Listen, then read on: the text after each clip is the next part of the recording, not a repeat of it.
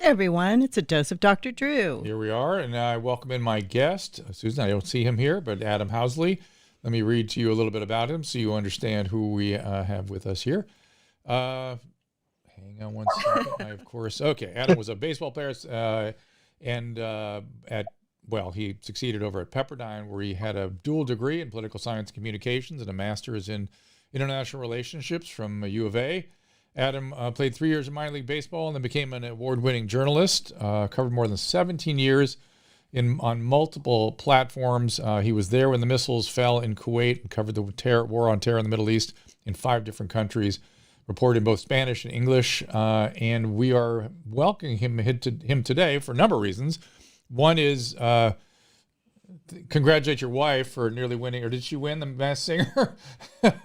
No, she did well. She did really well on that. It was pretty cool. And I was on the previous season, and really was a very interesting experience. And I think, Susan, you figured out it was her early on, didn't you? I'm sorry, wait. Oh, she's lost our conversation. She's busy doing the technical part of this. But the real reason we got Adam in here was he has been reporting on some interesting material lately about the possibility of lab leak from the Wuhan virology lab. Particularly what caught my eye was some reporting around defectors coming forward and being a little clearer about what may have happened. Is that correct? Yes, that's correct. What can you tell us about that? Well, I mean, I can start off by, when I was in news for a long time, and I left because we stopped covering news, honestly, and my wife was doing great in television, and by doing that, by leaving news, it would give her more of an opportunity to do things like The Masked Singer, because we have a couple of children. And so, but part of that decision came the fact that we weren't covering news anymore. I don't care what network you're at. I can tell you, I won't say their names, but I have friends at every single network that have the same frustrations that I do. We call ourselves the field crews, the men and women who are out in the field. And so when I left, I had a lot of people reach out to me and say, hey, we'd still like to talk to you about stuff and maybe still tweet about some stuff because we know that you'll be fair. And, we know we're not choosing a side. If you go to Fox or NBC, automatically you're taking a side, or, depending on your political persuasion. So when COVID first hit, I didn't honestly watch the news media and I didn't listen to our politicians. I called the people that I knew from 17 years in national news that, also moved up in their respective agencies or professions. When you meet those folks, you're entry level, over those course of times, you develop a relationship. And Dr. Drew, I have 6 that I trust immensely. They were very well involved with this response, or in some cases, to coming to try to find a vaccine. And I went with what they told me. As part of that, early on, one of them said to me, and he's been doing research in this for years. He said, Adam, there's been viruses that I've made one change, and it's made a world of difference. And there's been viruses that I've made 1,000 changes that have done nothing. He goes, the likelihood is early on. He goes, the likelihood is this could have been messed with. He goes, it's not for people to say it absolutely came from a bat is really disingenuous. And that was a year ago. Fast forward to more recently, when I've stayed in touch with these folks over the course of time, and some of the guys and gals that I know in the agencies have been very clear with me to say, listen, we're confident. We really believe this was, they believe, at least the folks that I know, that it was accidentally released but allowed to spread. So what happened was 2 of these different folks that I know in the last week have kind of come to me and said, hey, we're worried about the China-India relationship because of the Indian variant. And here I said, well, what's the latest you've heard about everything that I've tweeted about over the last year? And they said, well, just so you know, there are multiple defectors that we've gotten in the last year. And one in particular has just been fantastic with giving us some background into this. Now, they won't go any further of what this one particular defector has told them, other than basically it's helped reaffirm their belief that this was accidentally released. It was definitely something that came from a lab. Now, it may have been a naturally occurring virus, but it was been messed with, is the way it was explained to me. And then it got out. And there's really no way to debate. Anybody really can't debate that this was allowed to spread. I mean, actions speak louder than words. I mean, when you shut down your own areas of your country but allow people to travel outside during an uncertain situation like that, that speaks volumes. So, it's pretty much reassured what they originally told me a year ago. It was funny when I first tweeted that out, Dr. Drew, and I know I have a couple 100,000 followers. There a few folks were like, "Oh, you're a Trump MAGA person. You're a tin hat." And it's like, no, I'm not just going to tweet something out or report something as an independent journalist to defend or support one side or another, because I would go against what I'm trying to do as an independent journalist. And so it was good to see. It was nice to know that the things that I was told by multiple sources a year ago continue to be reinforced. All right, I have a billion questions just based on that little intro. Okay. Your sources are press, correct? These are press providers. These are journalists. No. Nope. And so when you say this defector has been really good, this is a defector that the government has? Yes. Okay. The only question I'm trying to figure out, so I have one person that tells me that the defector went to the FBI, or they have him. Another person says that, no, it's the DIA or one of those agencies. The issue we have right now, and a lot of this stems back even before Trump, was that our agencies, there's a little bit of a battle internal going on. There always is, as you know, with anything, even in news. The folks in the field are sometimes going to get frustrated with the offices in D.C. and New York. That's just human nature. So you're going to have that in the agencies as well. I have a lot of friends that are like, oh, I'm so upset because they didn't support Trump or whatever, or they supported Trump, whatever your political view is. And I try to explain to them, hey, the men and women in the field are much different than those in the offices in D.C. And I think there's always been that battle anyways. I will say it's ramped up in the last few years, last couple of years specifically. So the idea that we really can't tell which agency has this really good defector, even though there's multiple defectors, isn't too much of a surprise to me, because there is that battle going on amongst them and internally as well. And let me just address some of you on the Restream who are fans of Adams and are appreciative of his reporting. No, he is not in a submarine right now. He's not in a submarine. So he does not have to hide. He's fine. He's good. I'm in a car. I'll just explain. I'm in a car because I have an 8-year-old at home because summer just started.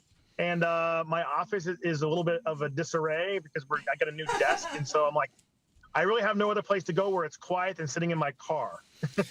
So I'm certain you read the article by Nicholas Wade, yes? Yes. Yeah. Is he one of your, I guess you can't really tell me your sources, right? No, well, I can just tell you I don't talk to anybody in media. I mean, okay. I'm okay. not disrespecting anybody out there in the media. I mean, there's people I read. Okay. That can be a source. Understood. Nicholas Wade wrote the Origins of COVID article that really kind of got things out in the public discourse again. So we have this virus. We have people that were sick from the lab. We have the genetic codes CGG, CGG, which do not occur in nature in this lab. In this virus, we have aspects of the virus that have gain of function that people were doing active research with. We have all this, albeit circumstantial but substantial evidence that the virus came from a lab, likely this lab where the outbreak occurred, and zero evidence that it came from a bat in spite of looking for it for 18 months. Now, it's reasonable that they would have brought that up because they found evidence for SARS-1 and MERS to have come from the bat. The evidence was there. There is no evidence for this virus, even though it may have started with a bat. There's no evidence of it moving through the bat. The pangolin was made up. I wonder where we got that. My question is, what the hell's wrong with journalists? We knew this a year ago. What happened here, and can we do a post-mortem? This is really what I'm more interested in than anything else. What the hell happened that anyone who attempted to approach the truth was destroyed like it was some sort of a third rail electrified train rail? What happened? Well, you know what? That's a very long answer to that, because I think it goes way beyond just this story. It's as if the news media is afraid. I think a lot of it's politics, a lot of it's ignorance. But yes, but meaning what? I mean, my profession started behaving the same way, where they couldn't talk about what they were doing. They couldn't discourse, because as soon as you mentioned you were going to try a treatment, it declared a political side, which is the most insane crap I've ever seen. So go ahead. I mean, I can tell you, I was called MAGA. I was, again, I don't care what side of political aisle you're on. If anybody follows me knows I'm all over the board. Me too. I lost like 8,000 followers one day because I said something about Mitch McConnell they didn't like. I just don't care. I mean, I don't run with a party or a person. I say that because, I think what really hurt in this situation was, so many people from the outset took one side means you're with Trump, one side means you're against him. And by saying this came from China, you were taking Trump's side. And that's not, that has zero to do with me. I don't care if it took Trump's side or not. I care about what's factual. And I think we've lost, the media for years was, well, if it looks like a duck, it sounds like a duck, it walks like a duck, it eats like a duck, it's a damn duck. Well, now it can look, walk. I mean, you can eat the thing and know it's duck and still can't say it's duck unless the duck says I'm a duck. It's ridiculous. It's ridiculous and it's disgusting. It's disgusting. It is. Right? It's disgusting. Well, Dr. Drew, and one thing that you mentioned about the not being able to prove it's a bat. Not only can they have not been able to show any evidence that came naturally from a bat through a market, but their timeline has been completely wrong or lied from the beginning. So remember, it was the WHO in China said sometime in November it got out. Well, we now believe this was out in August. And from very early on, in people I know that are very close to this, who've been giving me the information, and not anything classified, by the way, they've been saying stuff to me like, Adam, follow the timeline, follow the timeline, follow the timeline. Timeline doesn't match, even close. It's not even close to matching. Mm-hmm. So if they know that the timeline doesn't match, right away it throws the story out the window. In any court of law, that evidence would be immediately thrown out or discounted. How come the journalists, and particularly the editors that promulgated this panic and this hysteria and this disgusting behavior, how come they're not ashamed of themselves? How come they don't apologize? They don't care. They don't care. It's all about getting eyeballs or clicks or likes. That's the worst. That's the worst possible answer, right? But they don't care. I mean, I don't think they care. I mean, I won't name any names, but I follow some of these guys and gals. Yeah. And it's like as if it didn't happen. And Dr. Drew, I still have people that will still argue with me going, you are tin hat by saying this, by reporting this. This did not, this is a danger to our country. How is it a danger to our country to find out what exactly happened? Well, let's talk about the danger. So let's say that this would somehow inflame something between us and China. How, and maybe, look, and by the way, if somebody in the administration was saying, hey, don't talk about this because that's legitimate. But no one's saying that. No one's saying that. These were editors' decisions that were just horrible.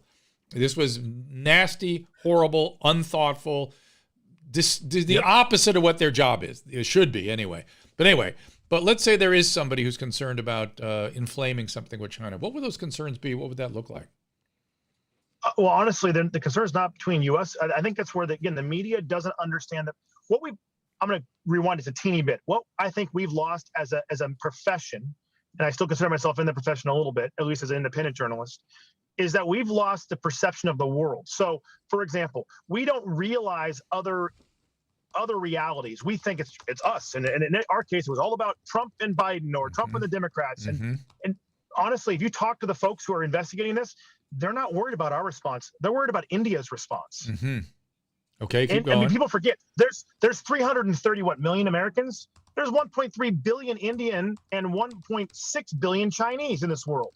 We're small potatoes. Mm-hmm. The battle between India and China, I would say battle. The relations between India and China have been strained over the years. We know there's been issues along the border. The Indian variant is brutalizing India right now. And there are people out there in our agencies that are very worried that India might be like, this was done on purpose. This variant was done on purpose. This was sent to us because we were catching China. And don't think and there's also been some rumors Pakistan helped China. I'm not saying that's true. I'm saying it doesn't take truth to sometimes cause a war. I don't think people understand the tension between Pakistan and India. That would be bad if they start blaming Pakistan for that. And if Pakistan and China, again, I'm not saying this happened, but as we know, sometimes truth doesn't cause wars, lies do. Right. And even if it's a lie, that's a concern. So there's a lot of concern by Americans who I know who are on the front line of this going, Adam, listen, I'm concerned about how the U.S. is going to respond, sure. But I'm more concerned about how India and China are going to respond to each other because of this. Me too. Yeah, Susan's been saying this for a couple of days. Would shining the light of truth upon this help or hurt, do you think? I think it might help. Because then at least you don't have people going, they developed this with the intention, and we'll talk a minute about letting it spread. I got a theory about that too. But go ahead. Help or hurt? I think it helps. I mean, it helps everybody but China and the WHO. I mean, I think it would help because they can get the rest of the world on one side and hopefully that everybody being on one side and it being just very obvious what happened might, encourage the rest of the world to be like, listen, it's us against you. We're not going to go to war, but you guys need to do something about this. And I'm not sure what that is, but I think if the truth does come out, it would help the situation. Of course, the Chinese would never want that. The Chinese government would never want that. And I'm sure the WHO would never want that either. So you meant it. You stated that they allowed it to spread by allowing international travel after the Wuhan outbreak. What do you think of this little theory? When this whole thing happened, the thing that disturbed me the most and made me upset and start to yell at the press. This is now February, March of last year, of 2020. The response of the Chinese government to the outbreak was so, from the perspective of that moment in time, so bizarre and extraordinary. I thought two things at the time. And that what bothered me was we had our press demanding that our governments do the same thing as this bizarre behavior of the Chinese government, which was locked down. Remember the trucks rolling through the street with chlorine sprays and stuff? I mean, where did that come from? Why did they have that ready to go? What were they doing? Nothing from an infectious disease standpoint, because there's not an infectious disease specialist or textbook on earth that suggests that's how you respond to a viral outbreak. It was as though this was a rehearsed event that they had ready to hand in case there was an outbreak from the lab, and or an attempt to hide and suppress the whole thing. Didn't it look like that to you? Here's the problem with that. If that was rehearsed and it was planned, that means China unleashed a bio war. No, wait a minute. No, what it means to me is the opposite. Which it means to me they had full confidence that they can control it because it's something they'd already thought through, and they were doing it, and they're like, "Watch, don't end travel because we got this. Don't worry, Mr. Xi, President Xi, we have it. It's in hand. We rehearsed it. We planned it. We got it. And let the travel go on. We don't want people looking over here. It's fine." And the travel went on. That's what you're saying. You see what I'm saying? Yeah. I mean, I still don't think it was done purposeful. I mean, in the sense of being the release, I want to clarify that. Having said that, I'm just getting it through information. I would agree with you, except the fact that they shut down the areas internally where it happened when they should have shut everything down. If they had it in hand, as you were saying, they're trying to show the perception of they had it in hand. Well, they had it in hand. Well, think about how the Chinese government's put together. They still shut down. They still shut down internal travel. Well, right, because they didn't want it to get out of Wuhan, right? This was part of their plan. Right. Keep it in Wuhan. Right. We can hold it here. President Xi, we've rehearsed this. I'm your local official from the Communist Party. We got this. Are you kidding? They don't want to lose face to the federal guys. They want to keep it in hand. We got it. Keep your travel going. Keep the economy going. And va-voom, it failed. It just failed. And I think something like that happened. It could have. I mean, but look at also the fact that they kept it going. Like they didn't. Well, then they were in trouble. Then they were like we were chasing themselves and trying to figure out what to do. Yeah. Then they seemed like out of hand. I had people that were there at the time. One I know very, very, very, very well, who's now back here stateside, and the stories that person tells is disturbing. I mean, literally welding people inside of their homes, and nothing you can do. You can't get out, or their apartments. I still think that there are serious questions. Obviously, at the very least, the way they handled the release was horrible. Yeah. But a lot of folks that I speak to think that it was allowed to spread. I mean, that if China had truly contained it, financially, they would have taken. I mean, a lot of it's about finances. I mean, I hate to be unfortunate, but the fact of the world is a lot of this stuff is all about money. You follow the money, and if China was to contain it, and it was as bad as it became, and no one else got it, then the financial responsibilities and the financial hit to China would have been solo. Would have been, and that would have been a big deal to them. So, again, I think the concern that I have is that where people jump to conclusions and say it was done purposely, and that this was a bio war. I mean, I don't know. I don't have anybody that I know of respect who says that. Yeah. It doesn't make sense. It doesn't make sense. It doesn't fit. It doesn't. And their reaction doesn't make sense. That's true. The reaction would have been different. Yeah. And listen, they may have been. who knows what kind of crazy internal conversations they had once the cat was out of the Right. bag, right? And who knows Right. why they were doing this in the first place? That's a whole other question. Well, and they aren't the only ones. Of course not. Of course we have the Right. Lincoln, Nebraska, 12 stories underground. We're doing stuff. Yep. I mean, of course, that's what's happening. It's tit for tat everywhere. And that's well documented. I mean, Yeah. it's not like, yeah. Yeah, and but the fact is, I mean, there are some issues on our side, which is we help fund some of this, presumably. Yep. And we seem to have been aware that the level of security, protection, whatever you want to call it, that we pursue for that level of research was not being followed in this lab. And we had some awareness of that. Yep. And we seemed like we had some awareness of that. And that's the problem in all this, when you get right down to it. That's the problem on the federal government side. And then the press got a lot of explaining to do. To do. And the UN does. I mean, let's be candid. I mean, And the WHO too. Yeah. Yeah. I mean, those two groups, they just did a poor job. There's clearly a lot of misstatements, a lot of mistruths were put out, a lot of cover up still going on. I know, again, these folks that are doing a lot of the research for the U.S. are like, listen, we're still not getting fair access. We're still not getting fair opportunity to get in there. We're still being lied to, not being told the truth. By China. Which again goes by back, China. Yeah, by China. Does and by the WHO.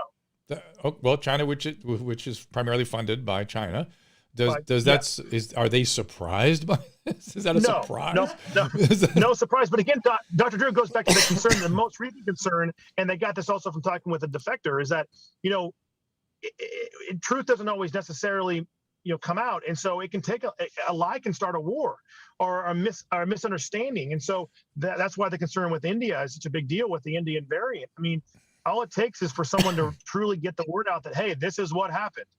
This is really done by China and Pakistan or whatever. And I'm not saying any of that's true at all, but all it takes is for that to set somehow into a large enough of the population that who knows what can happen. And that's the last thing that any of us ever want to see.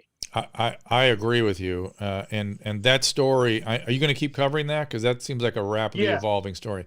All right, so where do we follow? So. Where do we follow you? Is that AdamHousley.tv or just Adam on Twitter at Adam Housley, okay, AdamHousley. Because that is a bigger part of the story. So scary. Yeah, it is scary. Yeah. But I was in Pakistan when they had the last. I mean, listen, India and Pakistan. For those who don't know the history of their relationship, it's deep rooted and it's been around since the lines were drawn in the late 40s. My concern is I lived in Pakistan for a year. I'll argue when the last really very, very dangerous time was when the Indian parliament was overrun and there was talk of nuclear conflict. I was in Pakistan for a month. That's when Danny Pearl was taken, and it's a scary time. And, they always say the worst fights are amongst brothers. Well, Punjab, for example, was a state in Pakistan. It's also a state in India. And a lot of those families were separated when that happened back in the late 40s. So you've got a lot of folks that they're basically the same people, but they're not. And that energy is so strong there. And when I was there again, back in the early 2000s, when there was talk of nuclear conflict, I mean, it was real. I remember thinking, being there going, holy smokes. I mean, there's a lot of issues here. And so that really does concern me. Yeah. I mean, if people are aware how the Middle East was carved up and what that did, but the same thing happened in India and people they don't think about it because India is sort of the headline and Pakistan doesn't have the same PR that India does these days. It's smaller. Yeah. What do you hope happens going forward? I mean, our government is continuing to be obscure and obfuscate and chase its tail. Right. I mean, are they going to get honest here? I think so. I mean, listen, I think this is a bigger topic here in regards to the agencies. I mean, I know that the director of the FBI wasn't told for at least 3 weeks about at least one of these defectors on purpose. I was told we want to get everything out of them we can before we tell them, because they didn't want it to be politicized or watered down. That's concerning to me. If you have people in these agencies that know that when it gets to Washington, it gets politicized immediately, they're not going to give it to Washington, where some of these decisions should be made. Right. So, I'm just hoping that the U.S. government, well, more than that, I hope the press will finally start sitting back instead of saying, I mean, when this came out a couple of days ago, and a few articles came out after I tweeted and a few others.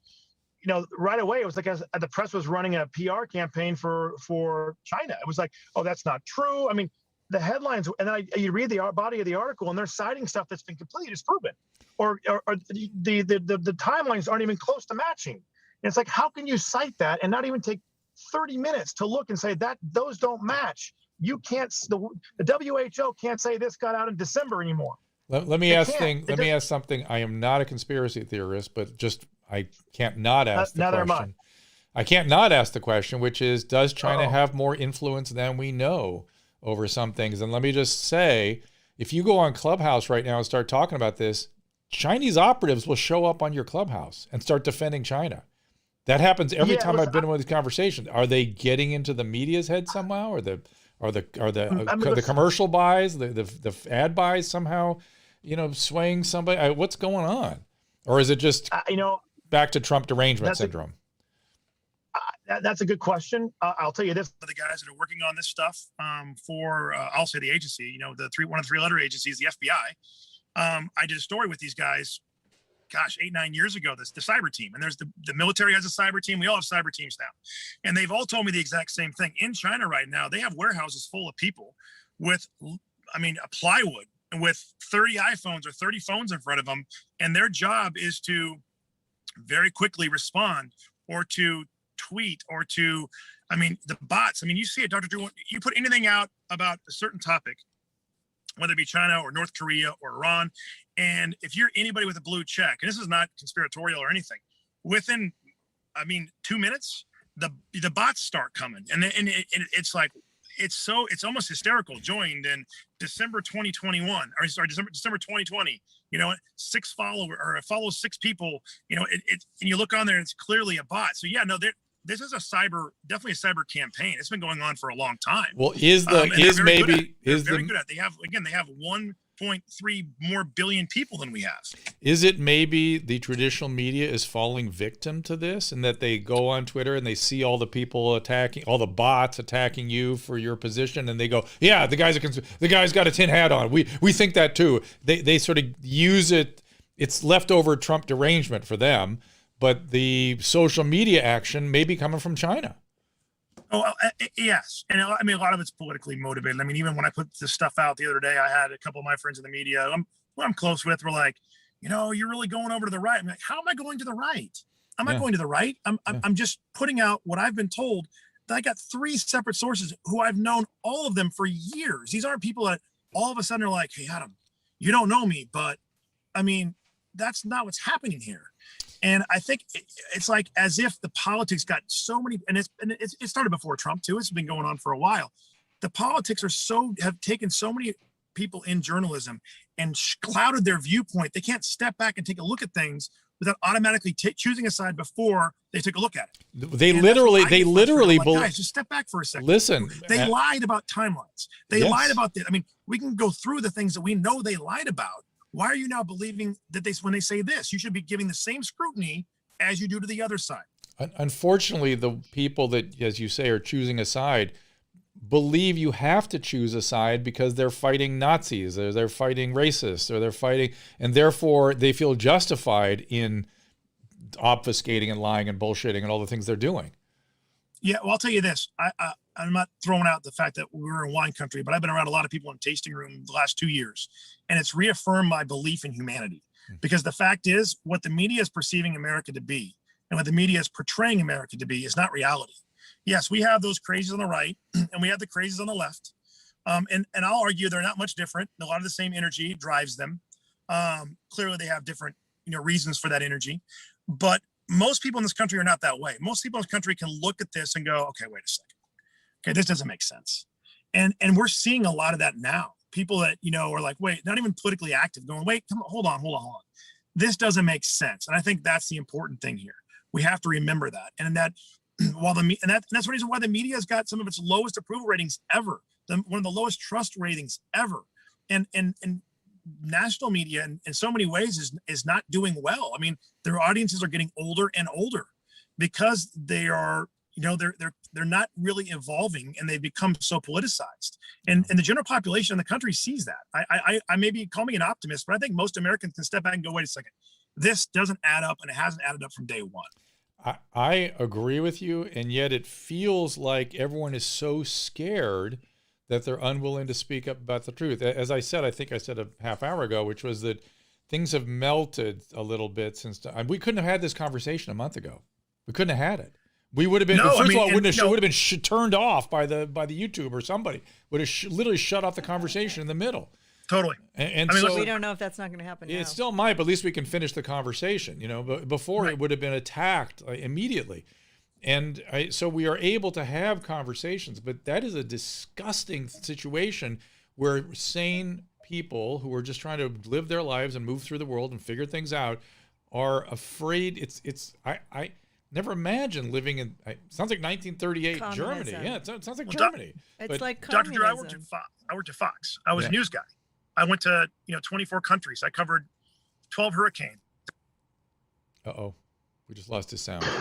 There we go. Are you there now? You're back again, sorry. yes. I think you're going on and off your speaker or something. Go ahead. Sorry about that. No, I understand what you're saying, and I lived it firsthand. I mean, I was at Fox at a time where I was at Fox when Fox was in third place, and I left. Fox was in first. Oh, now we lost everything. So this is the problem is he mentioned Fox, so they got to cancel him. So that's what it is. I think his phone is bugged. Could be.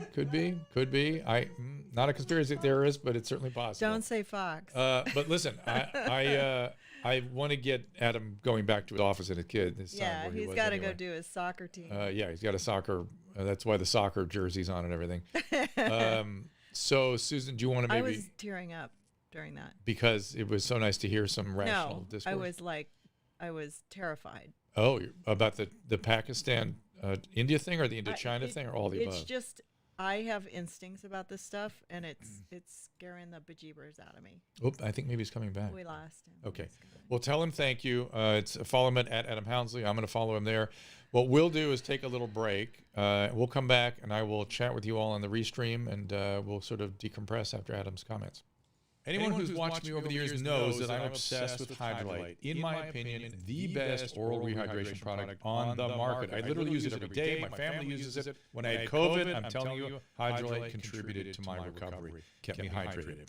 Now, things finally reopening back around the country, the potential exposure to the common cold is always around. And like always, Hydrolite has got your back. Hydrolite Plus Immunity, my new favorite, starts with their fast-absorbing electrolytes and adds a host of great ingredients. Plus, each single serving easy-pour drink mix contains 1,000 milligrams of vitamin C, 300 milligrams of elderberry extract. Hydrolite Plus Immunity comes in convenient, easy-to-pour sticks that rapidly dissolve in water, make a great-tasting drink, has 75% less sugar than your typical sports drink, uses all-natural flavors, gluten-free, dairy-free, caffeine-free, non-GMO, and even vegan. Hydrolite Plus Immunity is also now available in ready-to-drink bottles at the Walmart next to the pharmacy, or as always, you can find it by visiting hydrolite.com/Dr. Drew. Again, that is HYDRALYTE.com/DRDREW. Be sure to use the code Dr. Drew 25 for a special discount. Okay, we've got him back. Hold on one second. Oh. Yeah, but I've Adam, only got half of him. We just want to say bye to you. Thank you for all the comments and the good work and being a sane, courageous person. I appreciate it. I could add one really quick thing. Yeah. I was going to say when I heard your thought and my phone overheated, or someone got to it. No, I think when you said the word Fox. Now we're going to get canceled. So go ahead. No, in all seriousness, no. I mean, I know what it's like to have the craziness come out because as a Fox, I covered news stuff all over the world. I was a news guy, and automatically you would say Fox. No one even would care what you did. They didn't care that you went to tsunamis and hurricanes. Automatically, it was assumed you were a right winger, and I think that's what's happened with our media.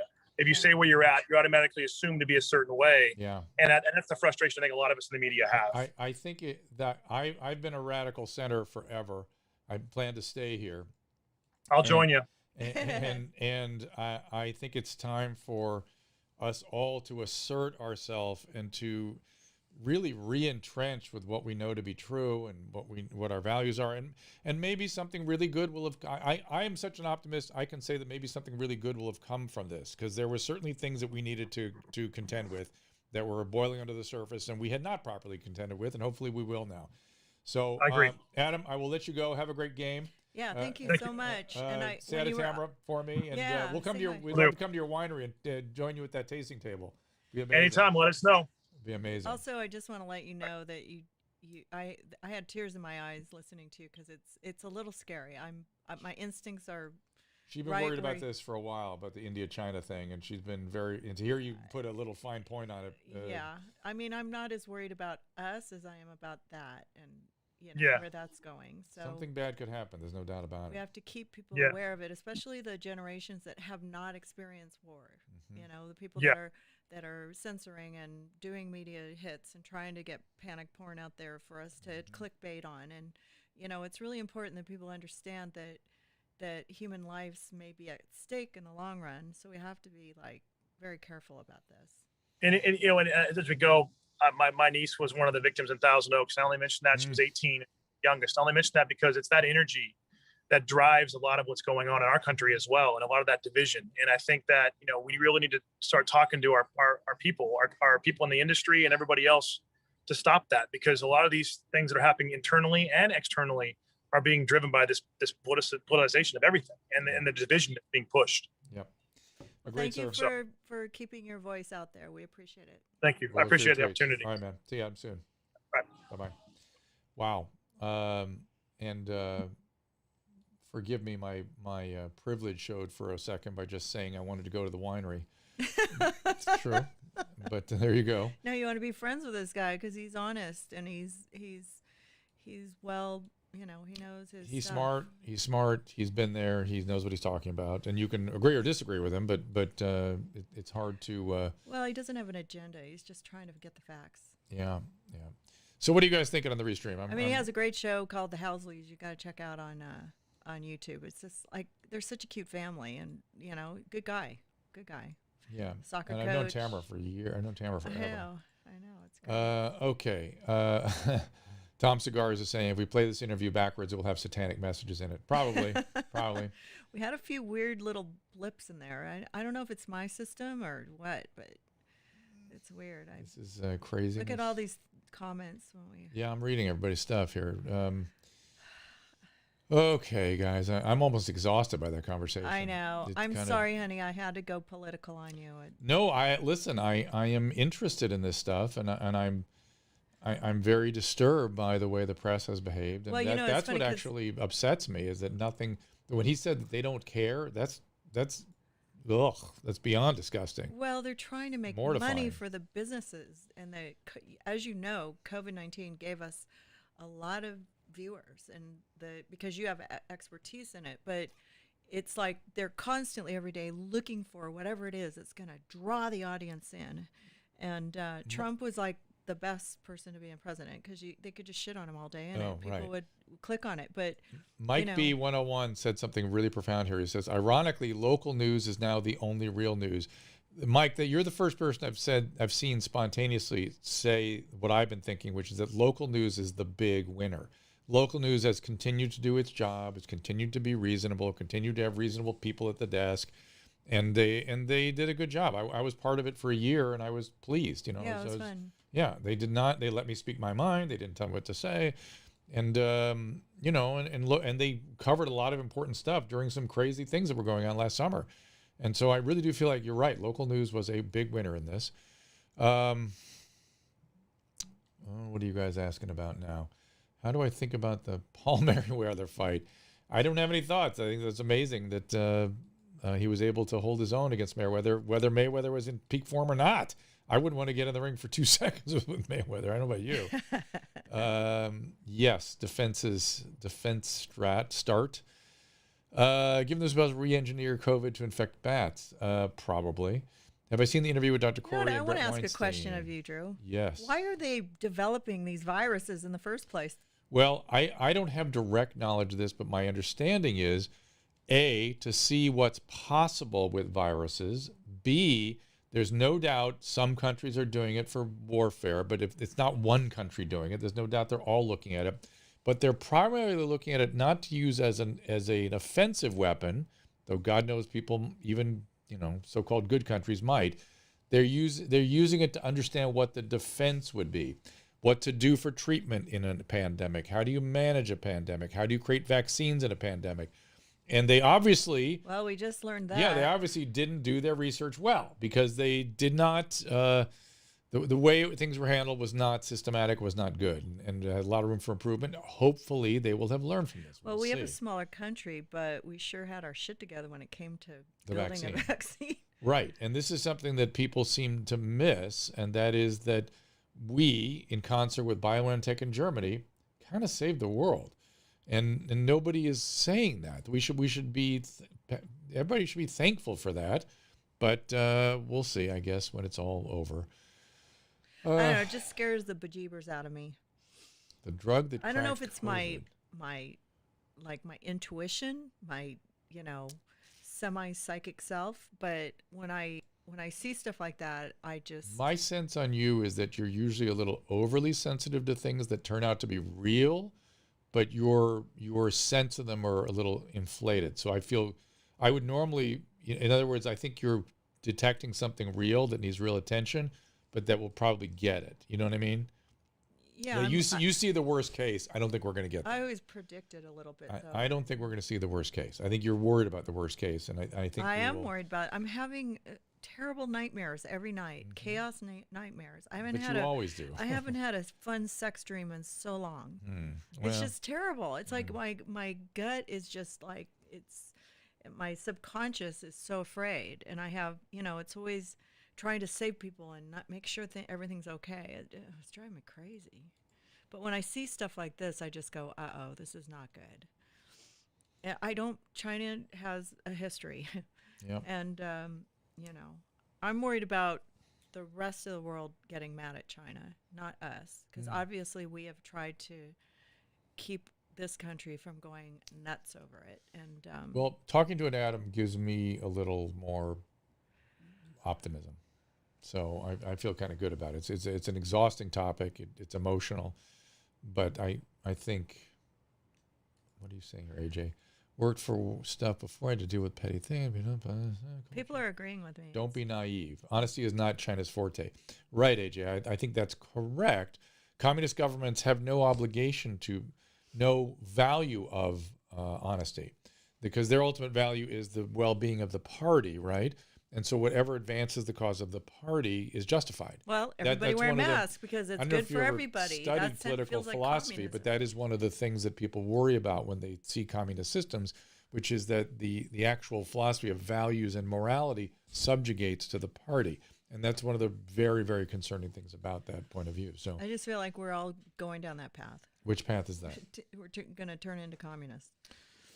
Well, I mean, maybe we need a little more socialism here and there. I don't know. I don't know. But it's very clear that the thing that has helped humans the most in the short term have been market-based. So, I don't know. and even China itself moved towards a market, but they I don't want don't any pull back from extreme, it. though. I mean, we don't want extremes of anything. we don't want That's the right. Nazis to come. We don't want the communists to come and We take don't over want our the- country. you may not want the free we've market learned that people. that didn't work in Eastern Europe. It's they're happy to be out of it, but it's we have to have some common ground in the middle. So let's Hopefully. review what Adam was saying there, which is that there are now defectors giving the specifics about what's going on in that lab. We have specific genetic codons on the virus that are only from labs, have never occurred in nature. We have specific spike protein alterations that were part of the gain of function research. We have people that were sick that came out of the lab and were not being given access to their blood, so we can see what that was. And we have zero evidence on the animal side, on the bat pangolin side, which was completely made up. Then they began searching for the evidence for 18 months and found none. That is in distinct contradistinction with MERS and SARS-1, which had clear evidence in the animal zoonotic reservoir. So it's looking pretty clearly like, certainly if we're going to look at the evidence, I think anyone thinking that it was intentionally released, it just doesn't even make sense. I mean, that becomes paranoid again, because why would they kill their own people? It just doesn't make sense. And And the really big issue is why our press and our government bought it and demanded that as something we had to follow, and that if anyone questioned it, they were a Nazi, they were a Trump supporter, they were a tin hat wearer. That the people that said that should be ashamed of themselves. They should be looking at themselves to see why they did that and not do that again. There's opportunity to learn here. We should get that opportunity and take it. All right, so Susan, I think I'm going to wrap up. Tomorrow we have Eric Smith on. This will be at 3 o'clock Pacific. Eric is we also have Naomi Wolf back, but let me tell you about Eric first. Eric is a young man who's a patient advocate for patients with serious mental illness. He has an amazing story of serious mental illness, so you can understand what people who are on the streets are feeling and experiencing. I think it hopefully will open those of your eyes who have not had experience treating serious mental illness, because this is always the way it goes with these kinds of illnesses, including addiction. And he will tell us that story. Then I got Naomi back because we're leaving town in a couple of days, and I wanted to get her in here to find out what's going on with her, because she has been silenced for goofing off on Twitter. Yeah, it looked like she was goofing off, like she was telling some stories. She apparently was giving out misinformation. So, you could look at it like that if you actually don't read. Right. It looked like she was like telling a joke, actually. And then that got because people have no sense of humor and no ability to read or to contextualize things people are saying. Now, I'm interested in Naomi, not because I want to amplify the things she is saying. I'm interested in how she got where she is. Remember, she was a campaigner for Bill Clinton's vice president. Yeah, she worked for Bill in the White House. She worked for Clinton, but then she was actively campaigning for Al Gore, and she has been an advocate for freedom forever from her perspective. And women's rights. And now she is being seen as some sort of nut job. Yeah. I want to understand how that happened. I want to know who's silencing her and why. And again, I'm not saying that everything she's saying is... I mean, you have to be careful what you say, obviously, these days, because, when you wrote a tweet, people didn't read it correctly, and then they all just started attacking you. Yes. And then they report you, and then they want to take away your, Well, that's what we're going to talk about with Naomi, is fake news. We're going to talk about how fake news is generated. And it's generated in social media off of essentially hysteria. That's how I see it. Well, I just hysteria and narcissism. How big tech can just say, "Okay, you can't speak anymore." I read her tweets; they weren't that bad.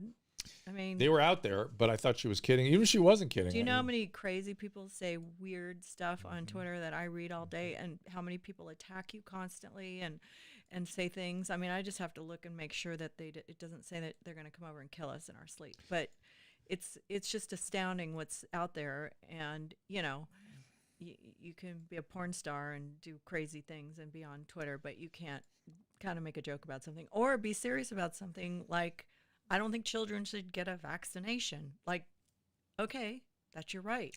You should have that right. Logan, thank you for the super chat. I actually have a whole lecture I do on the Spanish flu. I'm very aware of what it was and where it came from.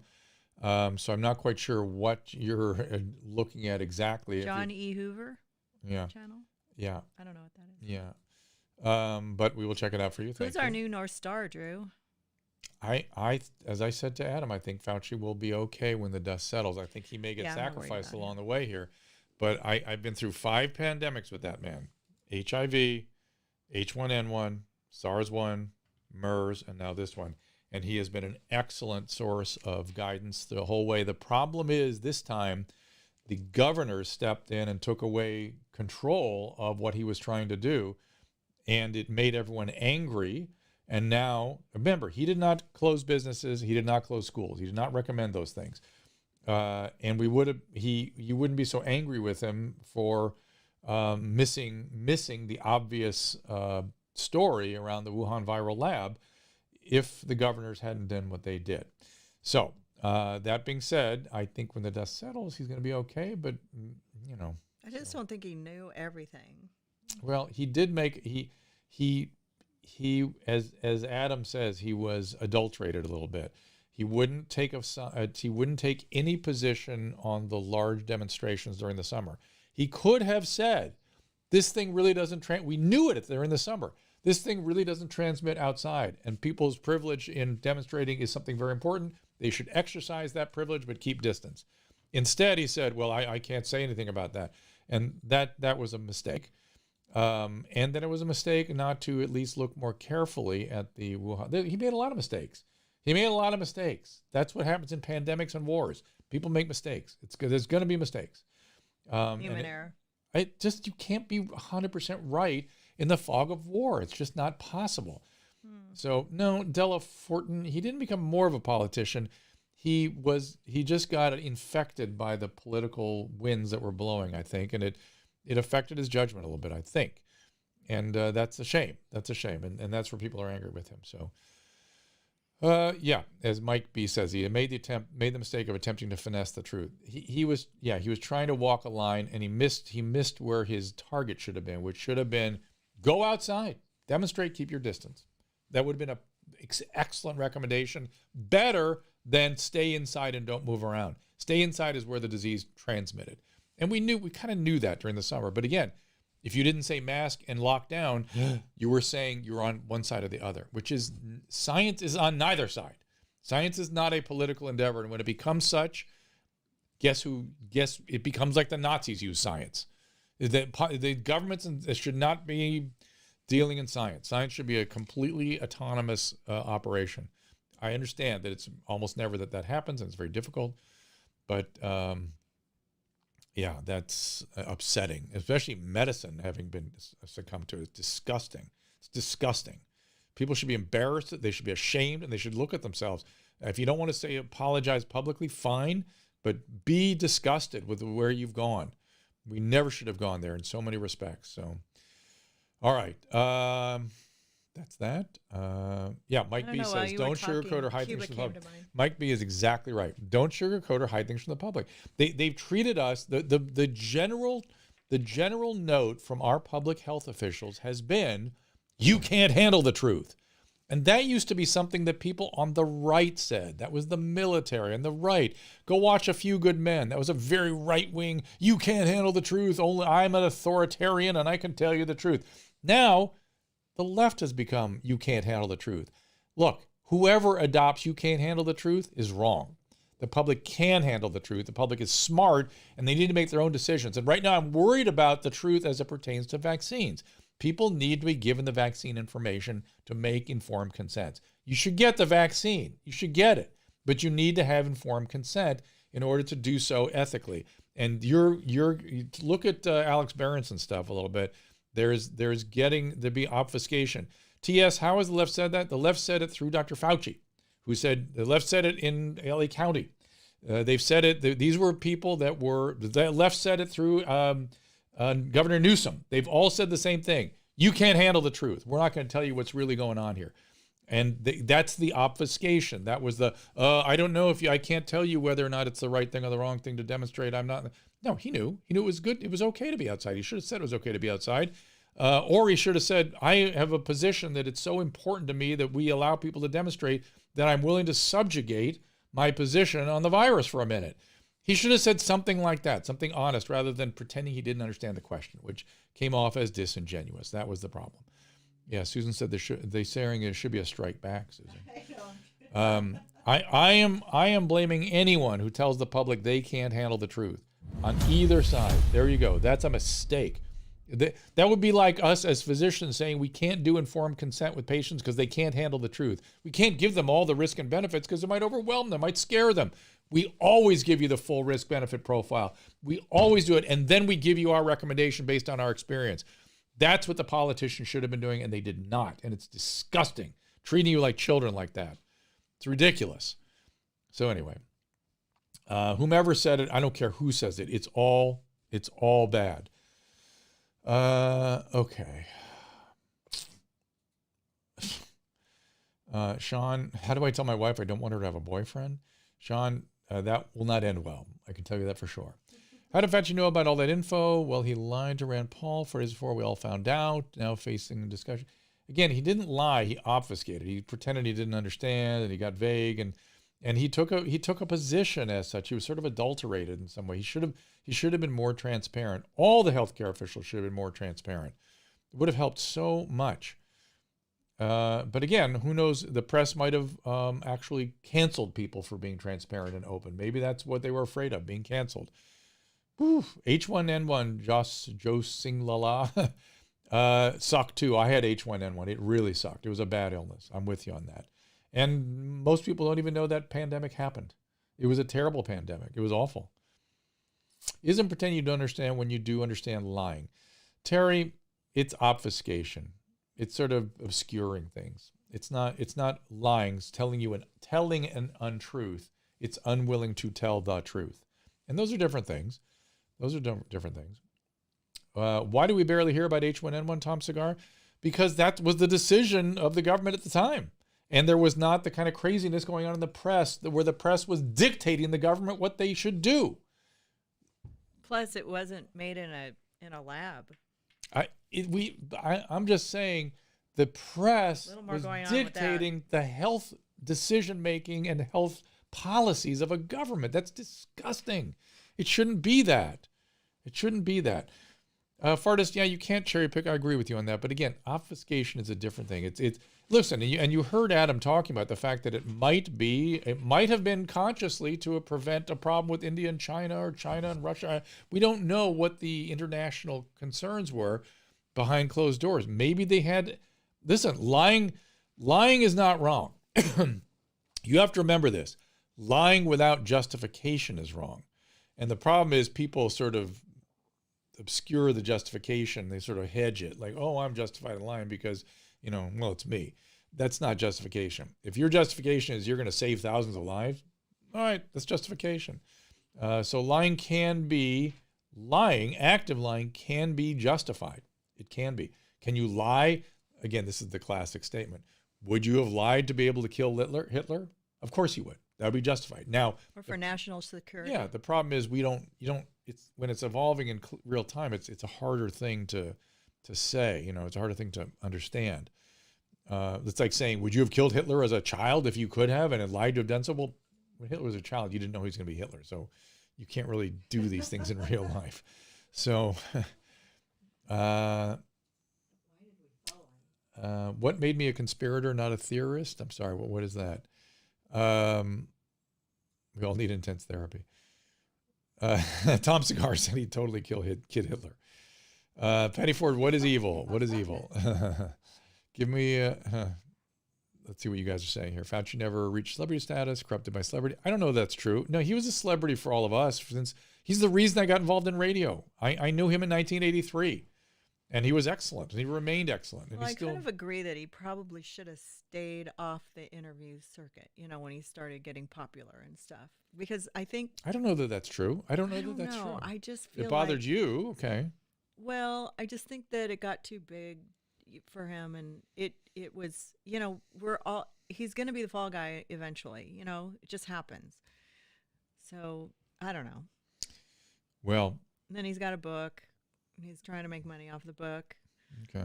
I mean, he should be able to make money off a book. I don't see why he shouldn't, but I don't know. Masto J. Corolla does not. I mean, I believe him as a scientist. I think he's a good virologist. Excellent. I think he's a great doctor. Yes, he is. But it's just, he's apolitical. But he's not, though. He said that. I heard him say that. He says he is, but he took certain. He's not without his own internal political judgments. Well, he has to also be careful what he says based on the information he has. He doesn't have to give you all the truth because, he probably couldn't. I would imagine. Masto J says, I know Corolla loves Fauci. No, he does not. No, he does not. I'm the one that's always defending Fauci. But you know what? If you worked in the White House, I know there would be a lot of stuff that you couldn't say and you wouldn't say. Probably. I mean, it's just like that when you work at CNN. I mean, you can't say certain things when you work at a big corporation, Yeah, I you guess. Can't say everything. I guess. You get fired or killed. Yeah, you worry about it, I guess. You at least worry about and also releasing that kind of information on the nation and worrying about war or whatever during Trump's. And also, Trump may have come back into office if people had really known. Right. And maybe you wouldn't have been taking so much shit on the internet. Who knows? But again, we need to take a good look at ourselves. We have to deal with our cognitive biases. They are bad. And we need to start just looking carefully and objectively at the truth again. And I don't want to be afraid of war, so I'd like to stay out of a war. That would be good. That would be good. I agree with you. If we have to blame that on Fauci, I don't care. Yeah, this. I think he'd be willing to take. Here's the thing: I need to give everyone a little primer on something. We have had a narcissistic turn in this country, probably in the world. Yeah, and narcissism has become a predominant personality style. And when you have narcissism, usually comes out of a lot of adverse childhood experiences, which we know have been way off the chart in the last 30 years. And so we've had all these adverse childhood experiences. We have increasing narcissism. And what happens when large numbers of people become narcissistic, they have aggression. And that aggression needs to be focused somewhere so they don't direct it at each other. And that is called the scapegoat. So humans have a natural mimetic scapegoating mechanism where they will find somebody to scapegoat to collectively act out their aggression. And right now that is Dr. Fauci. And it was you for a while. It goes back and forth through different people. Scapegoating is one of the most unhealthy mechanisms the humans have. It is a really dangerous, really unhealthy thing. And it requires blood for it to be satisfied, to discharge the emotion. I would urge everyone to take a good look at themselves if they feel like they need to have somebody suffer on their behalf. That's a horrible, horrible, horrible it's impulse. A weird thing. It's not a good, it's humanity at its worst. Ultimately, it's envy that requires us to knock people down to make us feel better. Envy, if you look at all the biblical admonitions against envy, you'll see that is one of the scary people throughout human history have been most fearful of envy because it brings people to their worst place. So and narcissism makes us prone to envy. So let's not act out. Let's not be envious. Let's take our aggression and go take it to the gym or something and not act it out on other human beings. All right. We will leave it at that.